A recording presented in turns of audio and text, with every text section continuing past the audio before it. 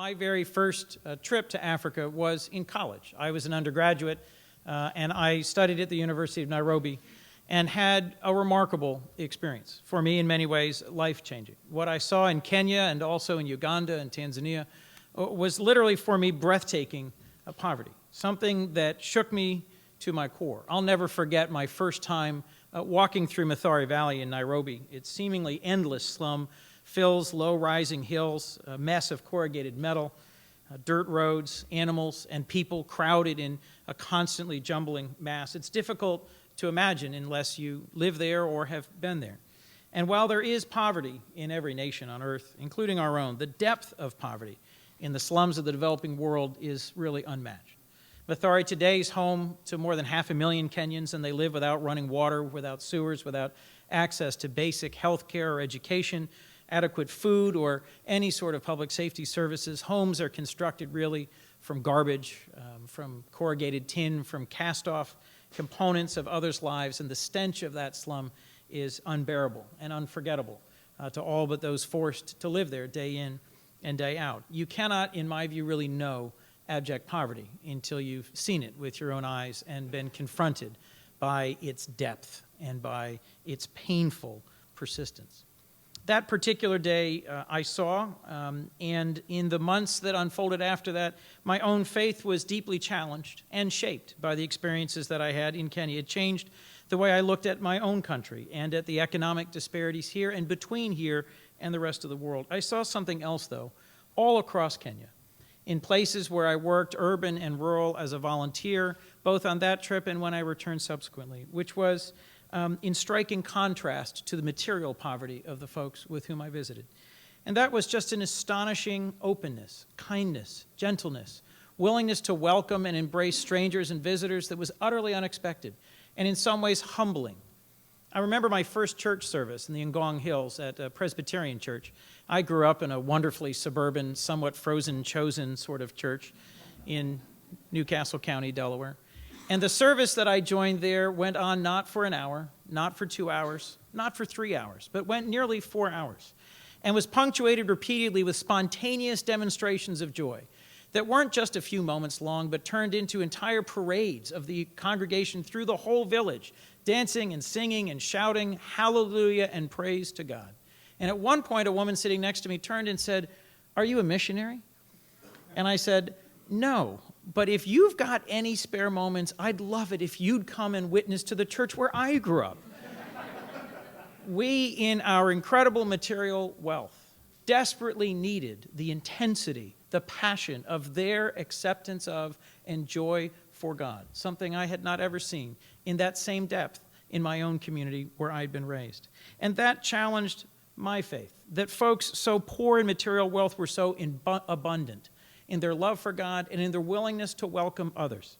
It was heartbreaking to me just how incredibly gracious and generous these people could be.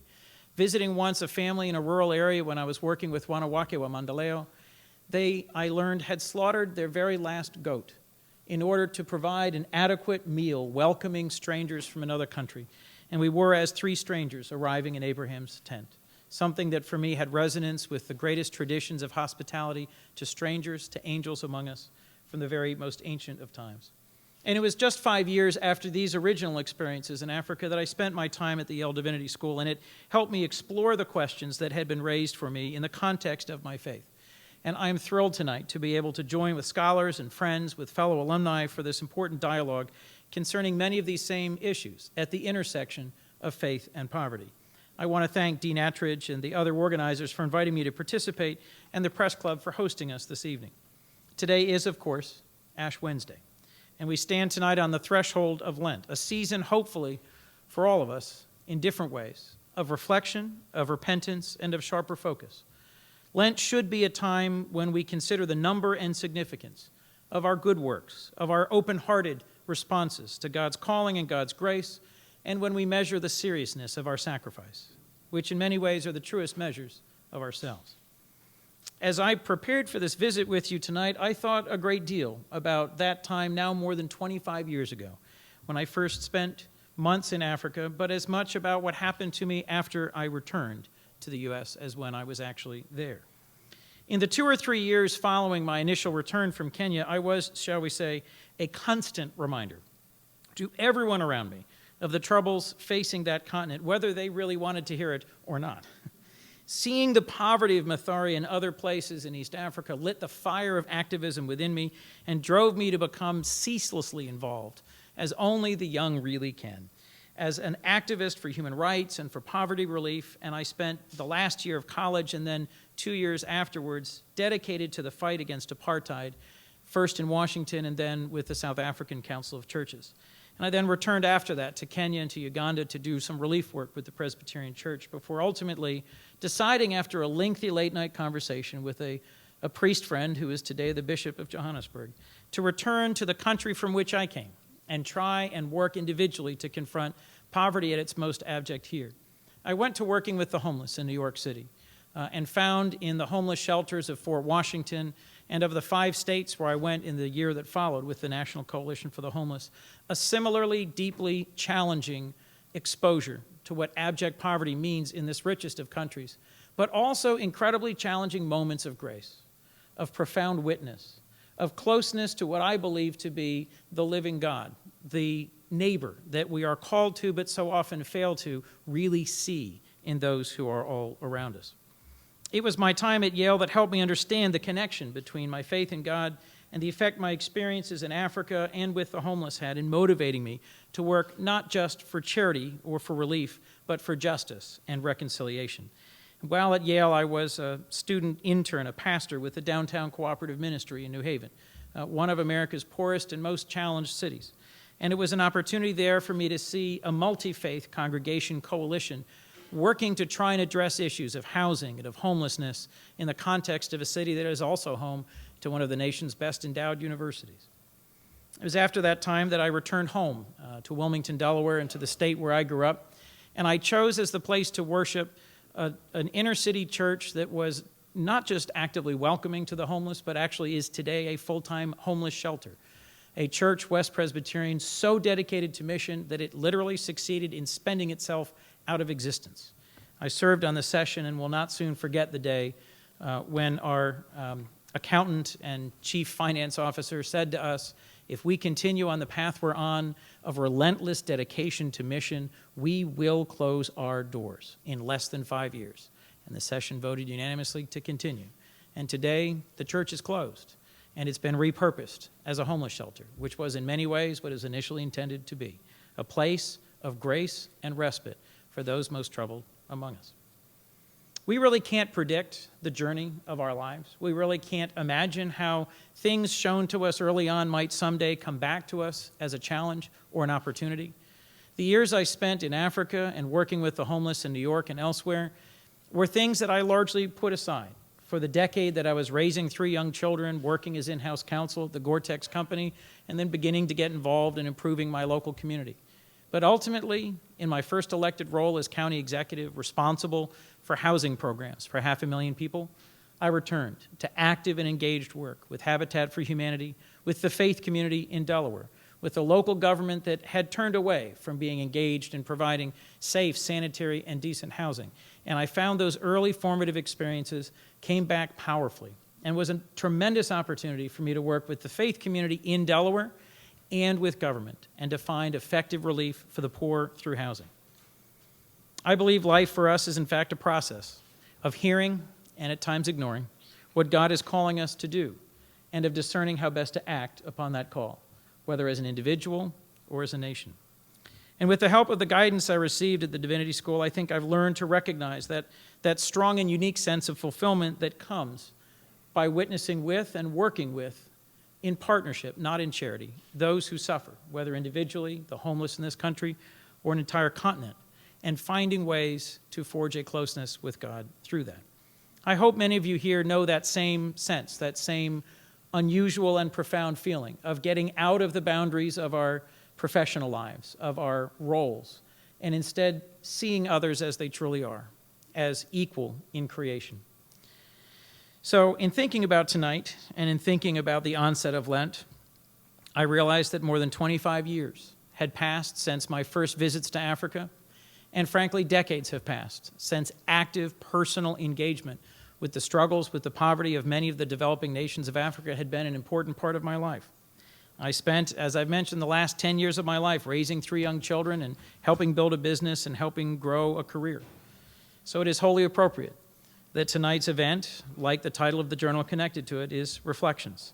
And if you'll forgive me, I've been reflecting on the very circumstances that in a roundabout way seem, to some at least unexpectedly, to have led me from being the county executive of a small county in Delaware to being not just a freshman senator, but the newly selected chair of the Senate's Subcommittee on African Affairs. After 25 years of focusing on so many other avenues for service, I find myself unexpectedly drawn back to a place where work in partnership with the faith community on Africa, not in charity, but in partnership, is going to be in many ways the central call of my work in the next few years. As a person of faith, I find this striking, perhaps even providential.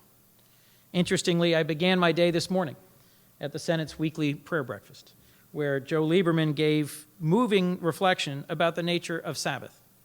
He had an interesting comment. He quoted the Hebrew author Ahad Haman, who said, "More than the Jewish people has kept the Sabbath has kept the Jewish people." Just as the Sabbath provides observant Jews with a time for reflection, and much as Ramadan calls on Muslims to focus on fasting, prayer, and the pursuit of good works, Lent provides those of us in the Christian community with a chance to repent and reflect on the direction of our lives. On my way into the Senate buildings this morning from Union Station, I walked past a woman. It was just over 20 or so years ago I worked with Mitch Snyder on the issue of homelessness here in Washington. Some of you may remember Mitch. Now long gone, there is still a shelter here which bears Mitch's name. I last saw him literally the day before he became a victim of suicide, when he was testifying in front of the D.C. City Council in his usual passionate and endless way about the importance of dealing with the homeless. There is a woman who sits at the foot of the fountain in front of Union Station who has been there every day that I've come to Washington for 20 years. And I realized as a senator, I have walked briskly past her virtually every day of my last 3 months. Some of you know her. She has a face painted wildly in tiger stripes. She sits in rags and often actually smiles and greets folks who walk by her. Today, I stopped and said hello and simply tried to give her that moment of equality, of recognition, of someone who deserves my attention as I've taken from hers. It was a simple and small act of kindness, but Lent, I think, begins with such steps as these. A challenge towards basic human decency, to stop on the pathway that seems so set for us, so paved, so predictable, and to reflect on where we've gone perhaps a little astray. I've always been awed by Americans, by our stunning generosity, by our capacity to be lifted up out of our chairs by what we see on our televisions of the suffering of the farthest corners of the world, whether it's the disasters of the tsunami or the challenges of those in Sudan. Americans, in response to great natural disasters, are astonishingly generous. Hundreds of millions of dollars poured to Haiti in relief within hours of the worst earthquake in modern times. Yet I'm also overcome by our capacity for casual, almost brutal indifference to the suffering of those in the grips of abject poverty that we know exists in our world each and every day. Most Americans know that roughly 20,000 children die every single day worldwide from completely preventable diseases that just literally for pennies each could be cured. And we spend more as a people every day on soft drinks and video games than any of us individually do, or than we collectively as a nation do, on tending to the poor and on feeding the hungry and the homeless around the world. So I think my challenge as a freshman senator is to not ever forget, as I have at times forgotten over the last 25 years, the challenge of the poverty I saw before me in Mathari, the pathway that I saw through it, and the challenges that I see for us today in the United States. The power of Lent, I think, is that it is a moment for us to change direction. We as a country, we as a global community of those dedicated to seeing others as neighbor and caring for them have made real progress. The Millennium Development Goals give us a measurable way to say that we have made progress. But we also, at this moment, have to stop and reflect and say, it is not yet enough.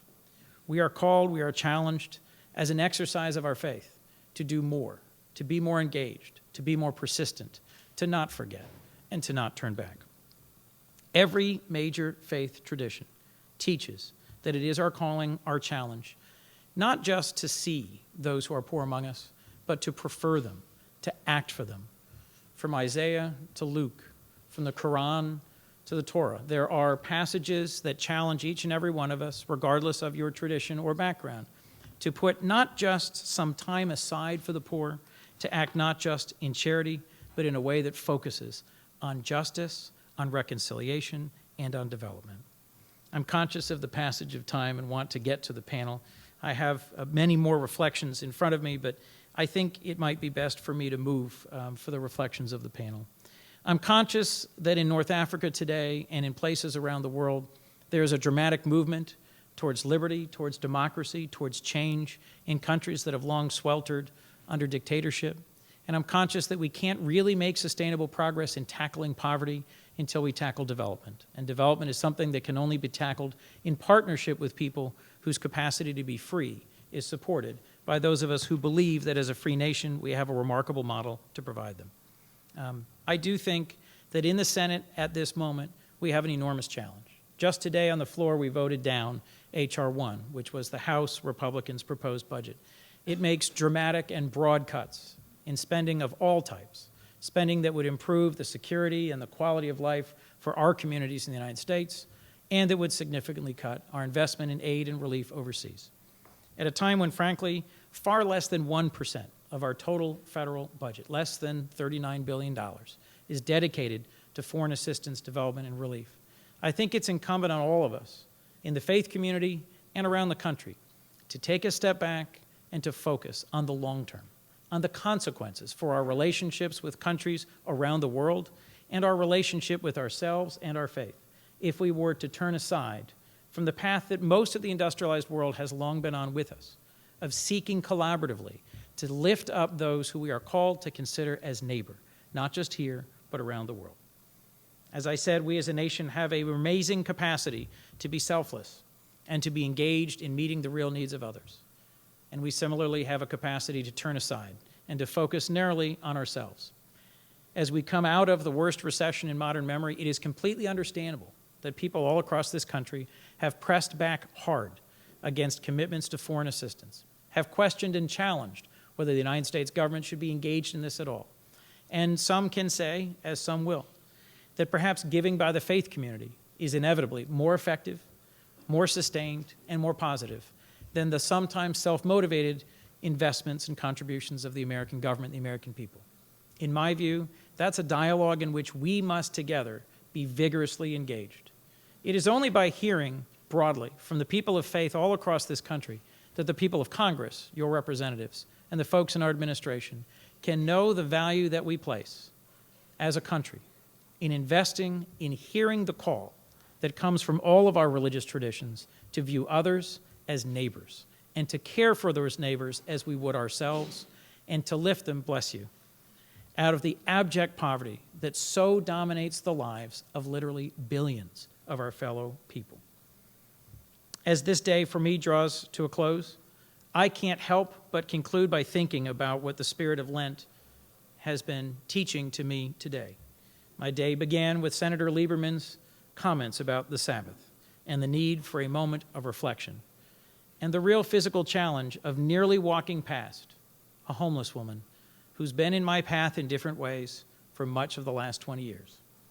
I move tomorrow to my service as a senator and the challenge of representing you in the fight to sustain engagement with the whole continent of Africa. I ask for your help as you go home tonight after this great panel reflects, digests, discusses, what small, concrete step will you take? On what path will you head? What very real investment or sacrifice are you willing to make to see those who suffer and struggle around the world not just as objects of charity, but as our very real partners in transformation, in development, in growth, in faith, and in peace? I hope we can begin that journey together. God bless you.